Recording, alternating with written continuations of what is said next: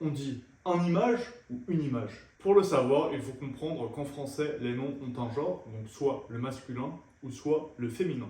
Ce genre influe bien évidemment sur la forme des adjectifs qui les qualifient, des articles qui les précèdent et des pronoms qui les remplacent. Pour savoir si un nom est masculin ou féminin, on peut s'aider des terminaisons. Mais attention, comme pour la quasi-totalité des règles en français, il y a souvent des exceptions. On va commencer par les terminaisons du masculin. Les mots qui se terminent par O, donc ça peut être EAU, AU ou O, sont en général masculins. Par exemple, un bateau, un château, un oiseau, un tableau, un niveau, un vélo. Mais il y a des exceptions comme par exemple l'eau qui est féminin. Donc attention. On a aussi les terminaisons en age, A-G-E. Par exemple, un village, un message, un fromage, du courage. Mais il y a des exceptions comme une image ou une plage. On a aussi les terminaisons en ment, un appartement, un gouvernement, un argument. Ou les terminaisons en ER, l'hiver, le cahier, l'atelier. On a aussi les terminaisons en OU, un bijou, un genou, un caillou. Et en EUR, comme par exemple un acteur. Pour finir, on a les terminaisons en IEN. Donc par exemple, un électricien, un parisien. On passe maintenant aux terminaisons féminines. Donc on a tout d'abord les terminaisons en EUSE, euse, ou les terminaisons en TRICE, trice. Donc c'est les féminins des mots en EUR notamment. Donc par exemple, un danseur, le féminin sera une danseuse. Un acteur, le féminin sera une actrice. On a aussi les mots en E2SE. Donc par exemple, une princesse, une comtesse, une faiblesse. On a les terminaisons en IE2NE, donc yen.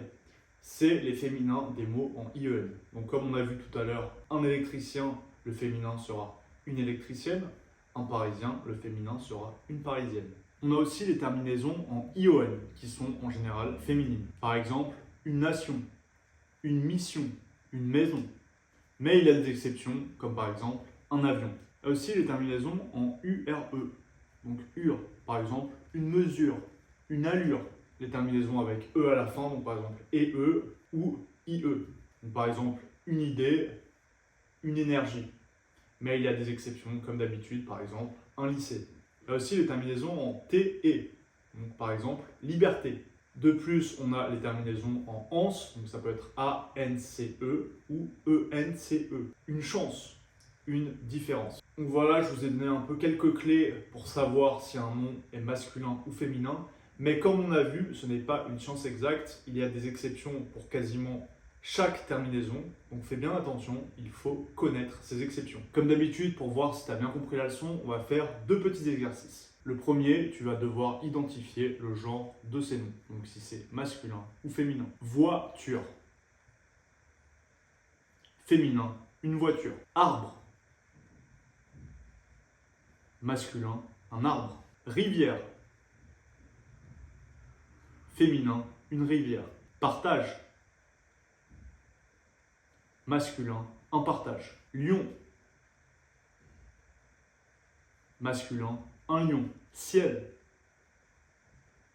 Masculin, le ciel. Pour ce deuxième exercice, tu vas devoir me transformer les mots masculins en mots féminins et inversement. Un acteur. Une actrice. Un roi. Une reine. Une masseuse. Un masseur. Une lionne. Un lion. Un ami. Une amie. Alors, t'as réussi? Dis-nous tout en commentaire et n'hésite pas à nous faire savoir si tu veux qu'on fasse un prochain sujet en grammaire sur Bonjour French.